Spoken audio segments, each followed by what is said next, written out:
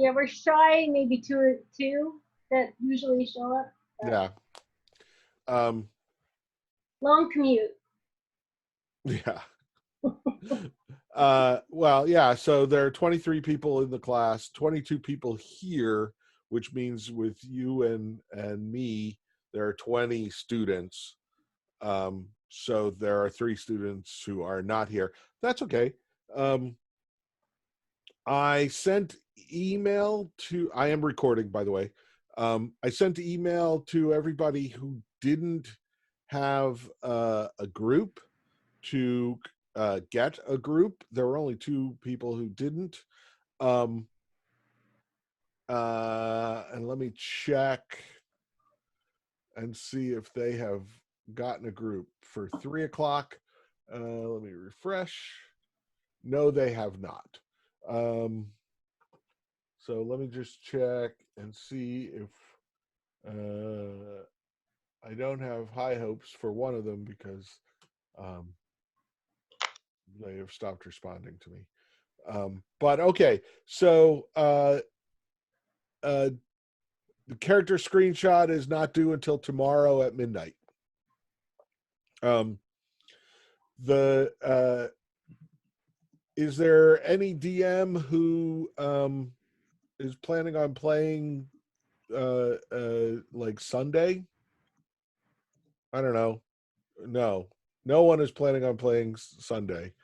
Um, I want to thank you, Nick, for putting up that tutorial on how to fill out the character sheet.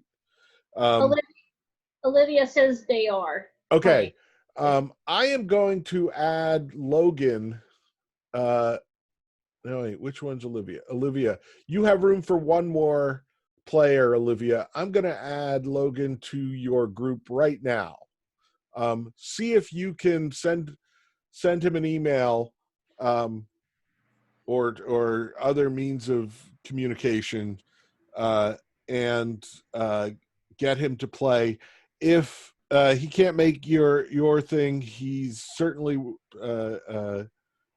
at liberty to switch groups with someone who can.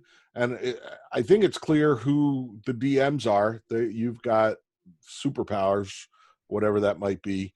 And if he doesn't respond to anything, don't sweat it, Olivia. Just go on with your plans. I've sent him an email. If you send him an email, we've done all we can. Right? Is that Logan Menser? Yes.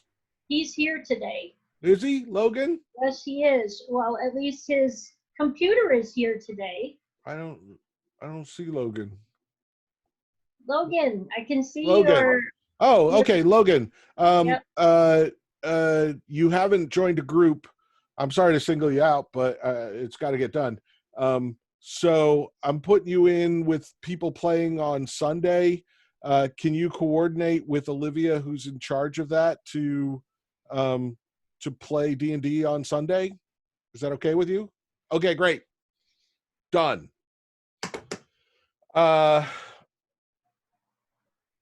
Also, in the Discord, I have made voice channels for each of the groups. They're just labeled D&D Group 1 through 4. They're not any. They're just extra voice channels. So if voice or you can use whatever you want, but I figured I'd help out. And you can if the Roll20 communication tools get flaky on you, or if you just want to bypass them altogether, you can use the group chats in the Discord, because Discord is rock solid, whereas the even for us the other night, the Roll20 was flaking out and we'd have to refresh and do all sorts of stuff. So that's there for all of you. Feel free to use them. So I just saw Potato. It's funny what your usernames are. I have no idea who Potato is, but Potato just joined a D&D voice chat. So avail yourself of that or not, it's there for you. Anything else business wise? DMs when you play, like right after you play, unless you're exhausted or it's too late or whatever. Send me an email to say these are these people in my group showed up and played and were nice. Yeah, you've got a dedicated channel. Says talk smack all you want, whatever you want to do. So just send me an email so that come Monday evening, I give everyone credit for playing, right? That way, nobody gets denied. Also, I've gotten some emails. I don't know if it was this class or the other class about, oh my God, I forgot about the quiz. Can I still take it? Kind of stuff. I honestly don't know how to reopen it for anyone to take it once it's closed. So I'm gonna give that awesome responsibility to Karen to figure out. I think I already looked at that possibility because I reached out to people who I saw had not taken it. So sure, I'll check into that. So if anybody hasn't taken the quizzes, get a hold of me. Because I put it mostly if it goes past Monday, then the answers are available to everyone on Monday, and that's probably it's just dumb to say yes, you could still take the quiz after you could have gone and looked at all the answers. But over the weekend when I close it, but to allow Karen some time to grade them, if she'll let you in, that's fine with me. I don't, whatever. Just check with Karen on those. Okay. And that Karen, what Karen has one more comment. If one has not reached out to us yet, what should we do? Make your best effort and proceed without them is the best I can tell you. Also, you notice there are adjustments to the adventure for if like it's for I think 5 third level characters, and you can adjust it down to weak or very weak. Go to very weak at that point if you have fewer than 4, just so that you don't kill them all. Right. Ow. Oh, my shoulder hurts. Oh, crap. Was it all the bread kneading you were doing? No, I actually have I made bread yesterday, and I have a dough hook on my super awesome mixer, and that did most of the kneading. I just had to knead it a little. It was exciting. I don't think the bubbles are big enough for what I would call rustic bread. It seems very dense, which means I either didn't let it rise long enough, although it doubled in size, or I think I might have over kneaded it. Oh, hi, Sebastian. Yeah, please message me on Discord, your email, or the class you're playing. Yes, please, please, please. Get in contact with your DMs. They shouldn't have to kill themselves chasing you all down, right? It's fun. Have fun. Play a game. How hard can it be? And then when your parents or little brothers or big brothers interrupt your games, you can say that it's for class, and that's and they won't believe you either. So okay, so we were talking about Passage and Jason Rohrer when last we met on Tuesday. want to talk a little bit about Jason Rohrer. He's made some really, really interesting games um, that he has been criticized about.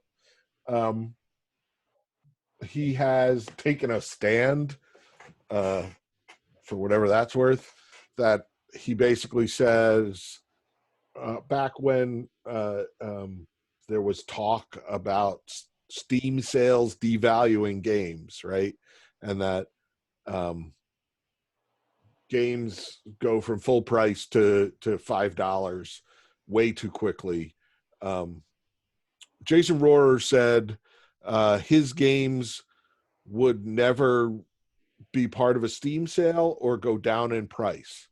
Um, that the lowest price his games would ever be was when they were first released. So you should buy them then. And that he would actually raise the price over time. I don't think that's worked out well for him. But he has he's taken a moral stand, I guess, on game prices. The other really interesting story that I started telling 4 p.m. I hadn't told you. There was at GDC that used to happen, both the actual Game Developers Conference and this particular contest. If you don't know, the Game Developers Conference is the largest gathering of game developers in the world. Takes place every March in San Francisco, except for this year when it was canceled. Or it wasn't canceled, it was postponed. And they are now trying to do something in August, and good luck to them. I don't think that's going to happen. Or if it happens, it's going to be such a reduced thing that it won't even be able to be called the Game Developers Conference. So at the Game Developers Conference, they would do a game designer competition. And they would take they would invite 4 big names in game designers and give them a prompt of some sort. So like one year it was My First Time. And so everybody made a game about losing their virginity. But some of them made games and some of them just did pitch sessions, where they described the game that they would make. Because game designers, that's what they do most of the time, or not most of the time, but one of their big jobs is to put together a presentation that they then take to publishers to get money to make the game that they are presenting. So they're very good at that sort of thing. My First Time was the virginity one. One year, well, the last year they did it, it was The Last Game Ever. And one year it was called Losing My Religion. So they wanted everybody to make a game about religion, which seems fraught, right? Jason Rohrer was one of the 4 invited people, and he didn't just make a pitch deck. He actually made a game, right? It wasn't quite, well, he made a Minecraft mod that fit on a flash drive. And the way it was designed was that you could plug this flash drive into a PC, and a stripped down version of Minecraft would run. And it was a server that was contained on this flash drive. All the information for the world was on the flash drive. And his vision of it was that you would play it until you died in the game, and do whatever you were going to do. Build, dig the deepest hole, or build a cathedral in Minecraft, just like you do. And once you died, you would take the flash drive and give it to somebody else. And then they would play it and see what you had made, and destroy it or make other stuff, or dig a deeper hole, until they died.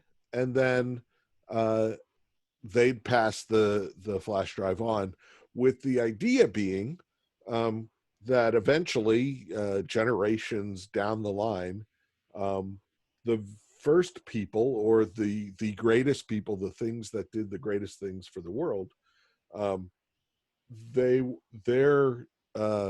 works would be these ancient things that, the history of this world would go from history to legend to mythology, and people would talk about the creators, the big, um, the forerunners and such. And thus, it would simulate religion, where the only history was oral. Hey, aside from what was actually built, hey, did you hear Jason made this thing? He was the first one, and now only this one block is all that's left of it. So he was at GDC, and he said, this is exactly, I have done it. I have now completed one life on this flash drive right here. And would anyone like it? And but bunch of people, it was hundreds of people in the audience, and a bunch of people raised their hands, and he picked somebody at random, called them up on stage, and said, will you play this until you die and then pass it on to somebody else? And the guy said, yeah. And so he gave the flash drive to the guy, and everybody applauded, and the whole thing was judged. I forget who won. Nobody really cared who won. It's that kind of thing. And then the following week or 2 weeks later, news stories about this had gotten out, and they wanted to find the various journalists found the guy who got the flash drive, and he was working for a nonprofit in Hawaii, and he played it, and then he put it on eBay, and he said, do you want to be the next person in Jason Rohrer's religion game? Highest bidder gets it, and all the proceeds go to my nonprofit. Which Jason didn't say anything about selling it, right? And the guy was like, this is okay, because I'm not taking the money, I'm not selling it. It's for this nonprofit that actually did good things. I forget what it was. So the bids started coming in, and first hundreds and then thousands, and a guy named Darius Kazemi, who's a WPI graduate, who was a game developer, and then got out of games and is now a Twitter bot creator. So anytime you see stories about Twitter bots, they always go talk to Darius, because he's made a name for himself. He was the first. He made hundreds of Twitter bots. He famously made a Twitter bot that would buy random things on Amazon, and like he gave it $50 a month, and it would just randomly buy stuff and have it shipped to him. And then at the end of every month, he'd show the random things his bot bought him, which was all sorts of weird. So anyway, so Darius said, hey, this isn't in the spirit of the game. Like, Jason didn't want you to sell this. So I think this is bad and wrong. So I would like, I don't have the money to outbid the highest bidder at this point, but if you agree with me, chip in $20 and we'll keep upping the bid so that we can pay for this and get it back into the right hands and start passing it around for free. Because if this guy does it, the next guy is going to do it, and the guy after that, and the guy after that. And then a big argument on the internet, as they happened, started over whether it was okay for this guy to auction off this flash drive. And then somebody pointed out that Darius and his crowd were the orthodox who stuck to the letter of what Jason Rohrer said. And this guy with his eBay auction was the reform of the religion, and that Jason had done a better job at making a game that simulated religion than he had even imagined, because the first guy out of the gate had created a schism of what was meant by the original prophet and founder of the religion, right? So this is the kind of thing that Jason Rohrer does. On the other hand, well, so Passage, it's 5 minutes long. It's lo-fi. We've talked about that. And it's very much it's about life, right? You go on a journey. It seems like somebody's keeping score, but as soon as the journey's over, the score gets wiped. Did you notice that? It says Passage and the score's gone. There is no high score. Nobody's keeping track. You have some choices to make. You can go it alone or go it with a partner. The one criticism I hear all the time is that if you choose a partner, it actually gets harder. Your journey gets harder because you don't fit everywhere rather than easier. And metaphorically, many people think it's easier to get through life with a partner. So they say Jason's wrong there. You can try for treasure, but you don't have to. You could try to go the distance, go a longer distance, but you don't have to. You could try just to see as many pretty backgrounds as you can, right? But you don't have to. There is no explicit you should do these things, right? You can try for score. Did you notice I kept trying to figure it out. There is a way to tell which chests are stars and which are dust. I call them dust chests, but they might be bats. It's hard to tell. But I think you can tell from the closed chest which will be which. I think the stars have like a little dot on them that the dust chests don't.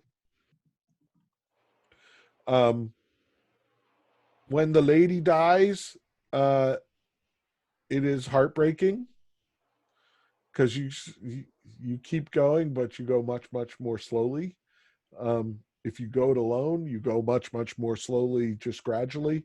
But with the lady, it hits you all at once, which is sad. And everybody ends with dying. That's where we always get. Yes, it's white, cis male centric. In fact, one of his, let's see, the Jason Rohrer Here's another one of his games. Let's get the one, the Castle Doctrine, which you can play. In fact, it looks amazingly similar to Passage. I'm going to share the sound and optimize screen for sharing a video clip. Suppose you're David Russell Walker. This is your family. This is your house. It doesn't look like much right now, but here's your vault. Inside, you have $2,000 to build whatever you want. This is your neighborhood. There are dozens of people just like you. Sooner or later, they're going to try to get your money. It looks like it already happened. While you were out looking around your neighborhood, your wife was killed, her money was taken, and your vault was compromised too. You watched the security tape to see who did it. Daniel Herbert Getz. You'll remember that name. Now, you've got nothing left, so you end it. You start from scratch. Now, you're Bradford J. Foreman, with a new family and a fresh 2,000. This time, you build something for Mr. Getz in case he returns, but you need to be careful. You can't completely block your family in. They need an obstacle-free path to the exit. Also, your security can't be so good that it keeps you out. You've got to be able to reach your own vault without dying. What you're building is dangerous. You're hoping it will kill Mr. Getz, but it can kill you too. When you die in this game, you lose everything and start over. You learn this the hard way at the jaws of your own pit bull. Now, you're Eric John Guffey. You build a better house this time. You test your traps carefully with indicator lights and chihuahuas in place of trapdoors and pit bulls. Finally, you get it all working without killing yourself. You spend some of the leftover money on robbery tools. You risk your own life breaking into other people's houses, hoping to build up your funds. This is the Castle Doctrine, a new, massively multiplayer game. It's brutal, sad, hilarious, and tense. One moment, you'll be filled with the thrill of triumph, and the next, despair. Nothing is random. Every outcome in this world is the result of choices made by its players. This game gives you an enormous amount of freedom and power. What you do with it is up to you.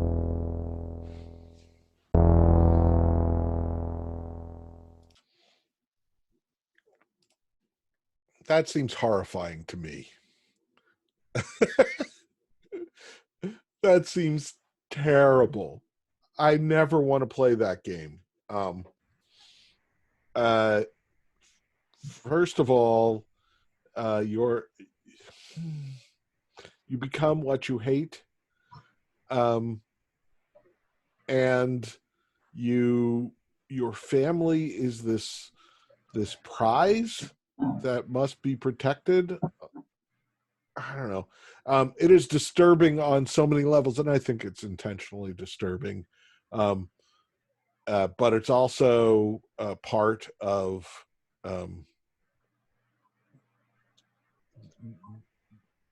Jason Rohrer makes games about whatever's on his mind. And that's what was on his mind. Whereas Passage can be considered sweet and or at least bittersweet, right? It's sad, but it's also sweet. I don't think the Castle Doctrine can be. Let's see if we can go one other one. To where is Not Inside a Starfield Sky, Primrose. 1 hour, 1 life. Maybe it is Inside a Star-Filled Sky. It's an infinite recursive tactical shooter. No.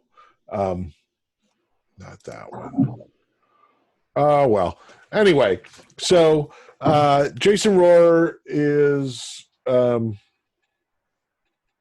interesting person. I recommend his games. Passage is my way to introduce you to him. Story-wise, once again, we have story without writing. There's no dialogue. There's no there's an overall plot, but it's very, very simple. The whole point of Passage is that in 5 minutes we live an entire life. And that kind of bittersweet notion is really, really what it's going for. So go check out his other stuff if you're interested. They're all kind of lo-fi things. There's the one that I wanted to show you is the storytelling one. Jason Rohr storytelling game is Sleep is Death? Yes. Okay. Here, I'll share this. Sleep is Death is a 2-player game, and he only sells 2 copies at a time. So for $14, you get 2 copies of it. Let's go. Oh no, I can't see it. Where is Sleep is Death? Let's see a video. No, that's controller basics. Oh, if I were good, I'd have all this ready. System requirements are virtually nil. Why does everything look so different? Follow me and I'll show you. This is Shannon Galvin. Anyway, basically one person sets up an area, a storytelling area, and is the DM, so to speak, and the other person controls a character and does whatever they're going to do, and the DM reacts to what they do in first person or in real time. So if they set fire to something, then they set fire to something. Where community Jason stories? Let's see. These are all Jason stories. Where's the original? March 3rd. This is also 10 years old. So anyway, again, it's a very simple art style. Check it out if you're into this sort of thing.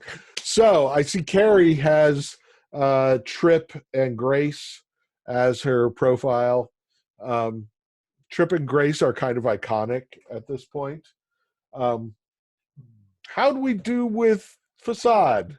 Did anybody get them back together? Nick did.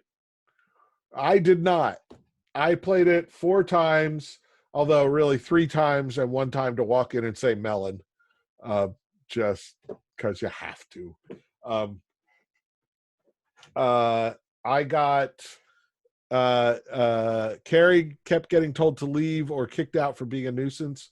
I got one where my best run was Grace had some realizations about herself and left Trip, and both of us were standing there going, what the hell? Did anybody seduce anybody? Avery says that was the best one they did. as either a man or a woman, you can seduce either Grace or Trip. I think I got them together and got each of them to leave the other years ago when I first played it. You can get either of them to leave the other.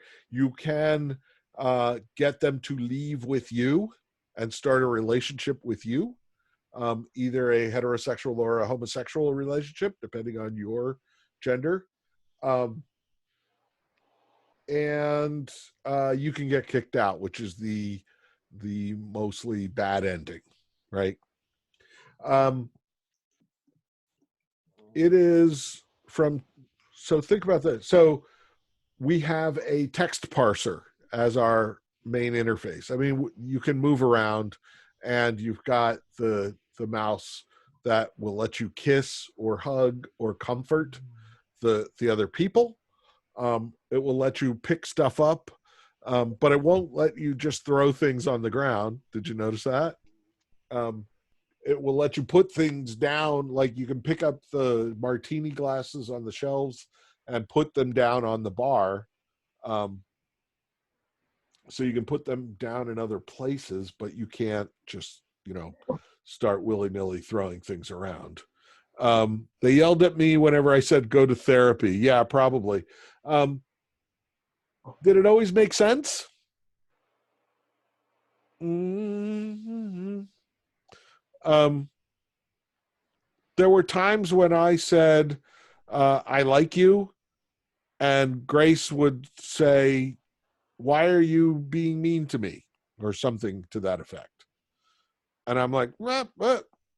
Lena says, I think my game was broken. Trip's polygons were inside Grace's face, and nobody responded to things half the time. No, that's about right.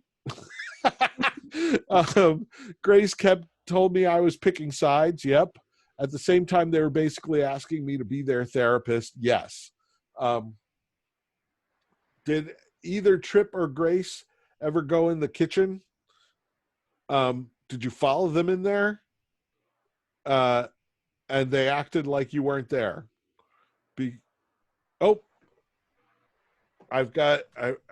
Excuse me a sec. A beeper is just going off. I will be back in 2 minutes. Talk amongst yourselves. So Hannah, you said that you followed Trip into the kitchen? Grace. It was Grace into the kitchen. Oh. And she was like not happy, basically. So did they go into the kitchen because it looks like Harry had an experience where Trip went into the kitchen?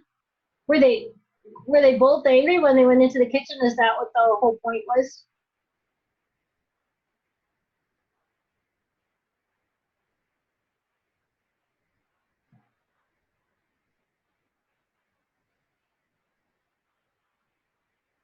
So I'm reading in my game torso, polygons are stuck to the center of my screen.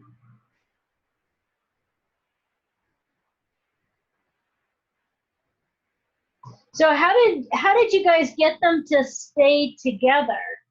Some of you said they managed to make them stay together.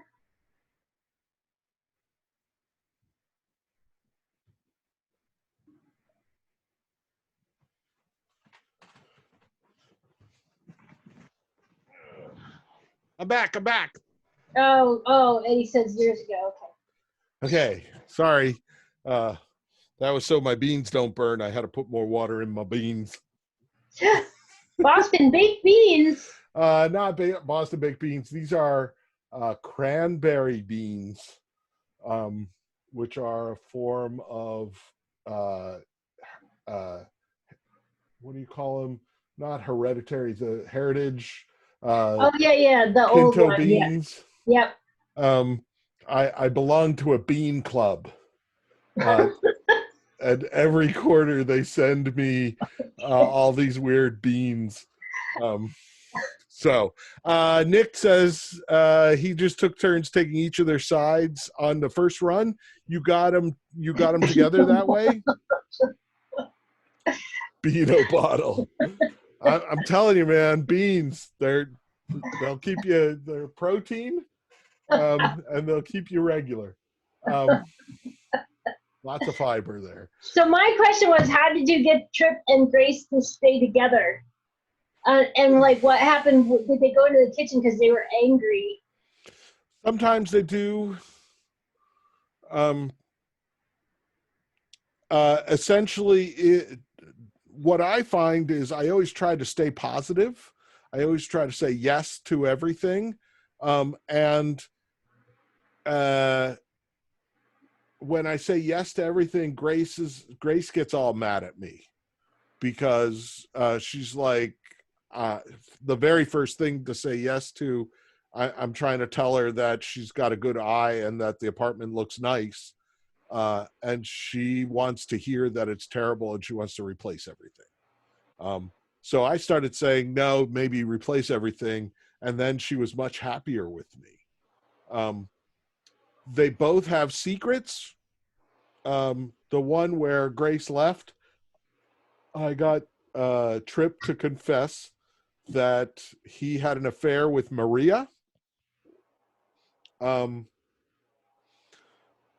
Also, in past years, I got Trip to say that he, growing up, he was poor, and that he was scared of like being poor as an adult. And when he makes that revelation, then Grace understands some things about him. They can both have had an affair. Okay. Who did Grace have an affair with? I haven't seen Grace's affair. Avery. When I got them together, they confessed the being poor stuff, and Grace confessed that she'd been sneaking painting when he wasn't home. Yes, exactly. And okay, Carrie says she had an affair with a guy from art school long ago. Aren't you guys playing this week? At least give it a run. So this was made by two AI researchers out of Carnegie Mellon. Okay, I get it, Avery. That's cool. Michael Mateus, who is now at University of California, Santa Cruz. He's a professor there, but he made this when he was a grad student. And what's the other guy's name? I always forget. Because I've met Michael, but I haven't met the other guy. I put it on one of the YouTube videos. Let's see, my channel. Dean plays Passage and Facade. Oop, there. Yes, game, but nope. It was for the other class then, I guess. Switch account to, no, I don't know. It's the same thing twice. Or maybe, I don't know. So anyway, it was made by two guys at Carnegie Mellon. The reason why they kick you out if you say Mellon is because it's a joke about Carnegie Mellon. And their idea, they don't kick you out if you say Mellon, only melons. No, I said just Mellon, and they kicked me out. Andrew Stern, thank you. I don't know. They kicked me out for just Mellon. And actually, the first time I spelled it with two L's, and they didn't kick me out. And then the second time with just one L, and they kicked me out. So no spell checker. Yeah. So their idea, and I'm going to share the whiteboard. Share. So going back to my great scientific graph that we all know from 8th grade, that we have Act 1, Act 2, and Act 3, is that, hey, we can quantify these things, right? So any I'm sharing any work of drama. Why don't I have sometimes I have you guys on the side and sometimes I don't. Let's try Alt H. There it is. Now I got chat. At least I don't have your faces, but I at least have chat.